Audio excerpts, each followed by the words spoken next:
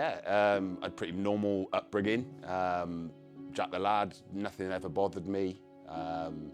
Everyone that sort of met me would know me as outgoing, almost sort of life and soul of the party. But I think that sort of behind all that, I might have been hiding a few things, which came to fruition later on. I've always struggled. I've always sort of tried to put a big loud face on things to try and disguise the fact how I'm feeling sometimes and things like that. And I kind of feel like I've suffered less than other people, but if we can talk about it and help anyone, then it's a great help. But started off, absolutely fine. Nothing ever bothered me. I got in a relationship with a woman, got married, had children. Everything was brilliant. In my mind, it was the 2.4 children. Everything was amazing. And then, for many reasons, marriage broke down. We split up, divorced, and that's when I really sort of massively went downhill. I was moved out of the house, the family home. I was missing my wife to a certain point at that stage, but it was more the children, and it still hurts. There's still things now where it sort of breaks my heart that I'm not bringing them up day in, day out. And it sort of really hit home when I moved out. I was living no more than 10 minutes away from all my friends and family, and basically having all these thoughts in my head that I wasn't worthy, my kids would be better off without me. I did even consider something drastic at one stage. And at my lowest, there just wasn't a way out of it. I felt like I'd wasted my life, wasted my chance to bring my daughters up, which I'm still struggling with now, even though I see them regularly. It feels that I don't have much influence in their life, which does really hurt.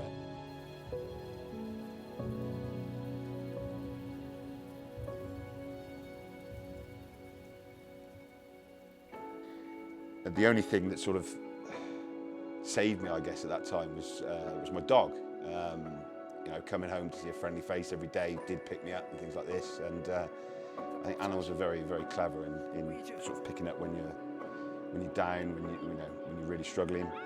And it was at a point where I put on so much weight. I wasn't happy with how I looked. I hated myself as a person, and it just seemed to get worse and worse. There was no way out of it.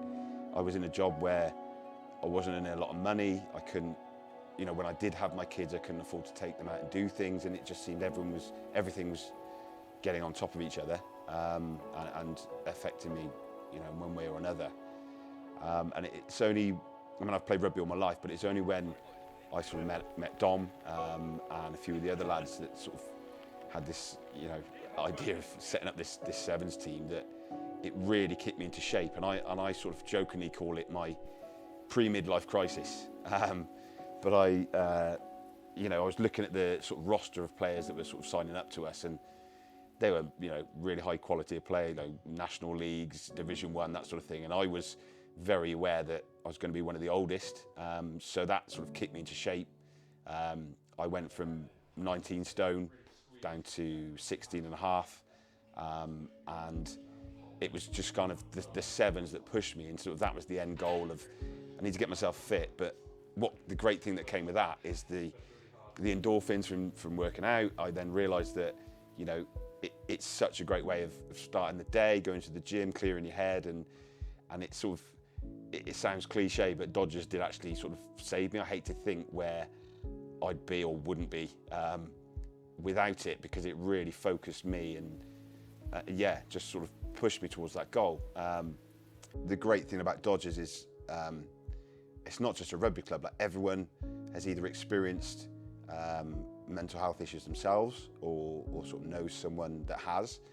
And as a result, the moment someone's feeling down, or you don't even have to mention it, one of the guys will notice that you've started going quiet and you're not yourself, and straight away you've got 2 or 3 guys messaging you, ringing you, and it's great. I mean, it's I've played for a lot of clubs, and this is the one that I've felt most at home in, and continue to do so. I don't think I'll be playing much anymore, but I'm looking forward to sort of carrying on with the setup of Dodger Sevens, and hopefully through things like this and other stuff that we're doing, trying to promote mental health awareness, then hopefully we can help at least one person with things that they've been going through. As I say, it's one of those things that there's millions of things that doesn't help. There's a lot of people. I mean, I'll be the first to admit I used to smoke a lot of weed and things in the day, and it's one of the worst things you can do. One of the worst things you can do, because at the time when I broke up with my wife, it was, oh right, okay, I'll just do that, and it was put your problems off to another day, put your problems off to another day. And it was only when I stopped a few months ago, and everything literally came to a head at once. And I was at my granddad's funeral, doing the eulogy, and my he was really upset, just about to go up and do it. And I was saying to him, look, I'm here with you, I'll support you, it's fine. And the moment I started speaking, I literally just broke down in front of everybody. I couldn't even speak. My niece came up and gave me a massive cuddle after, and she's only like 2 or 3. And it just dawned on me that every issue I'd ever had just been shelved and put off, and just everything came at once. I know probably everyone says this, and the most important thing is if you can speak to someone, anyone, do it. You're not struggling alone. And it is a very hard thing to do, like massively hard to admit your flaws, to admit that you're struggling. But once you've taken that step, it's liberating.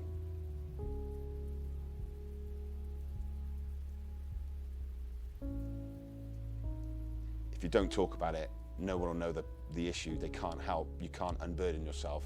And ultimately, I hate to think it, but something drastic could happen. You take your own life. And I had a friend just before Christmas who committed suicide. He was very ill in hospital for quite a while.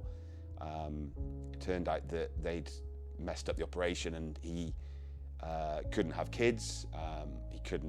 He felt like he wasn't a man anymore, and unfortunately he didn't reach out to me and our close friends and talk about it, and yeah, unfortunately he took his own life.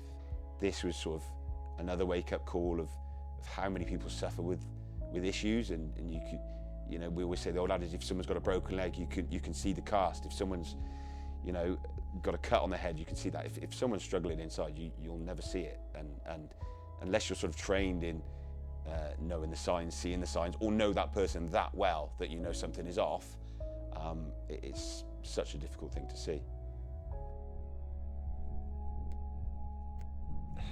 In terms of, I work in the construction trade, and 2-3 years ago, this wasn't, it was man up, get on with it, oh, he's having a bad day. And now even the construction industry are taking it really seriously. The site managers and things have been sent on courses to deal with things like this and spot the signs. But I think education is the key. I think it's only a case of things like this, people banging the drum. I think, as unfortunate as it was, the Caroline Flack situation opened people's eyes a lot more to it more recently. Danny Cipriani was very close to Caroline, and being a Gloucester fan, I went to the Be Kind game, and it was a massively different atmosphere in the ground. Everyone seemed to be on message. They were putting messages up about the Samaritans and things like that. So even though people are starting to click onto it, I think there's a massively long way to go. In certain situations, people still take the mick out of it, and I don't think they do it in a way to be derogatory to someone or put them down. I just think they do it because they don't understand. Oh, you've got a 2-metre knob, have you?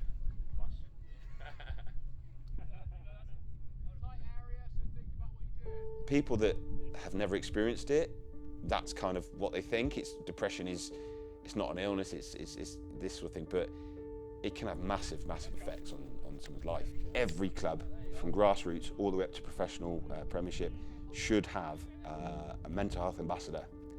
One of the players, so the players can feel comfortable going to, talking about their issues. I think it's crazy that there isn't something like that already, especially with young rugby players. I mean, one of our players used to play in Ross and Wye, 3 or 4 of his friends in the last 2 or 3 years have unfortunately committed suicide. And I just think it's mad that it's out there in the world, it's out there in sport, and just to have someone there like that to talk to, I think would be a massive, massive help. I'm proud to be part of Dodger Sevens. It's only the start of things to come. I'm actually amazed how big it's grown from the start of coming to Northampton Men's Own and playing a social tournament to now on the verge of 2 men's teams, a women's team, and some sort of really good projects in the future. And say doing the In at the Side podcast was actually, if anything, it saved my sanity in lockdown, because I was living in a 1-bed flat with no garden. Weather was absolutely fantastic outside, and I felt I couldn't go out. At the time, we were only allowed out an hour a day, and doing those podcasts, one a day, once every other day, was my little snippet of normality, you know, where I could kind of forget about what was going on and speak to some mates, albeit over, you know, over the internet. It was better than sitting there and eating more crap that I have been doing for the last sort of 4 weeks. But doing that, as I say, you know, we've had people come back to us and ask to be on the podcast and say, look, we love what you're doing.